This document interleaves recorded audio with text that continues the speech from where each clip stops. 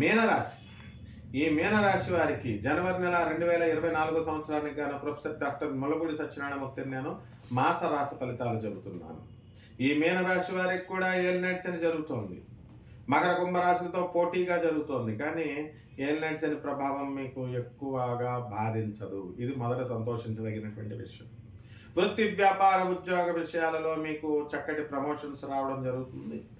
మిథున రాశి వాళ్ళు ఎవరో ఒకళ్ళు మీకు వచ్చి ఈ మీనరాశి వాళ్ళకి సహాయం చేయడానికి అవకాశం ఈ నెలలో ఉంటుంది. అంటే మనకి మీనము, మేషము, వృషభము, మిథునము 4 4 and 10 పాలసీలో మీకు ఈ యొక్క బుధుడు మీకు ఎక్కడ ఉన్నాడండి? ఇప్పుడు జనవరి 2 నుంచి జనవరి 7 వరకు వృశ్చిక రాశిలో డైరెక్ట్ అయ్యి తదనంతరం మీకు గురు యొక్క స్థానంలోకి వచ్చాడు. ఎక్కడండి? మీకు ధనుస్సు రాశిలోకి వచ్చాడు. ఎప్పుడండి?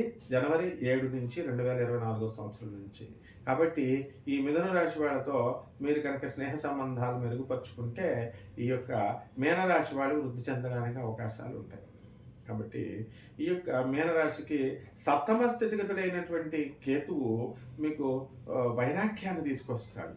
అరే మనం ఒక పక్క బంధుమిత్రులతో విందు వినోదాల కార్యక్రమాలు చేస్తారు, మీ పిల్లల యొక్క శుభకార్యాలు చేస్తారు, బర్త్డే ఫంక్షన్స్, పెళ్ళిళ్ళు ఇలాంటివన్నీ కూడా చేస్తారు.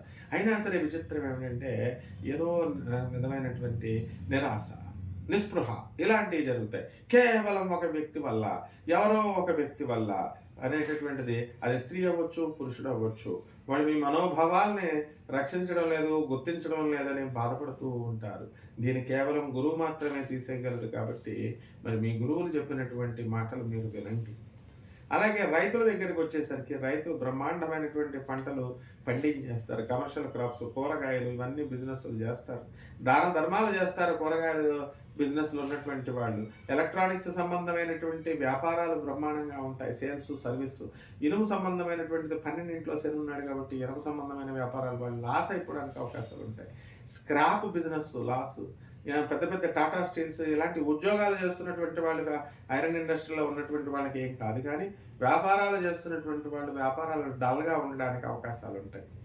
అసలు రియల్ ఎస్టేట్ వ్యాపారం చేస్తున్నటువంటి వాళ్ళు అయితే ఒక ఊపేస్తారు, బ్రహ్మాండంగా చేస్తారు.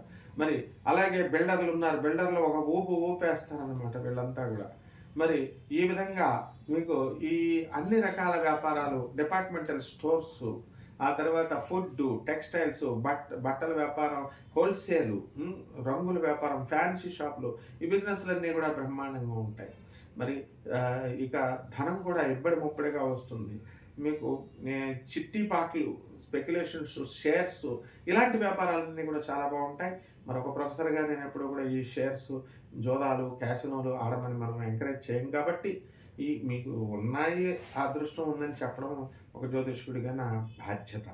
ఇకపోతే స్త్రీలతో చక్కటి అనుబంధాలు కలిగి ఉంటారు. మరి స్త్రీలంతా కూడా మీకు సహకరించడం అనేటటువంటిది జరుగుతుంది. మీ భార్య, మీ అత్తగారులు మీకు చక్కగా వాళ్ళ నుంచి రావాల్సినటువంటి ఆస్తులు ఇవన్నీ కూడా మీకు తెచ్చిపెడతారు. పిల్లలు చాలా ఆహ్లాదాన్ని, ఆనందాన్ని మీకు పంచుతారు. మీ మిత్రులంతా కూడా మీకు చక్కగా ఇచ్చేస్తారు. సినీ, సంగీత, సాహిత్య రంగాలలో ఉన్నటువంటి వాళ్ళకి మరి గౌరవము, గుర్తింపు, ఆ తర్వాత పారితోషకాలు రావడం జరుగుతుంది. ఇక మీ మిత్రులు, పాత మిత్రుల్లో మళ్ళీ అందరూ కూడా కలవడం జరుగుతుంది. ఈ విధంగా కొత్త మిత్రుల్లో మీకు పరిచయాలు అవ్వడం జరుగుతుంది. కొత్త మిత్రుల వల్ల దుర్వ్యసనాల పాలు మీరు అయిపోవడానికి అవకాశాలు ఉన్నాయి. రెమెడీస్ దగ్గరికి వచ్చేసరికి మీరు శని జపం చేయండి, శని స్తోత్రాలు చదవండి, శనికి కిలోంపావు నల్ల నువ్వుల్ని, నల్లని వస్త్రాన్ని పేద బ్రాహ్మణులకు దానం చేయండి. అలాగే నల్లని రూపమైనటువంటి మహాకాళి యొక్క అమ్మవారి యొక్క ఆరాధనని, దశ మహావిద్యల్లో ఒకటైనటువంటి ఆ అమ్మవారిని ఓం క్రీం కాళ్యై నమః, ఓం క్రీం మహాకాళ్యై నమః అనే మంత్రంతో మీరు జపం చేయండి.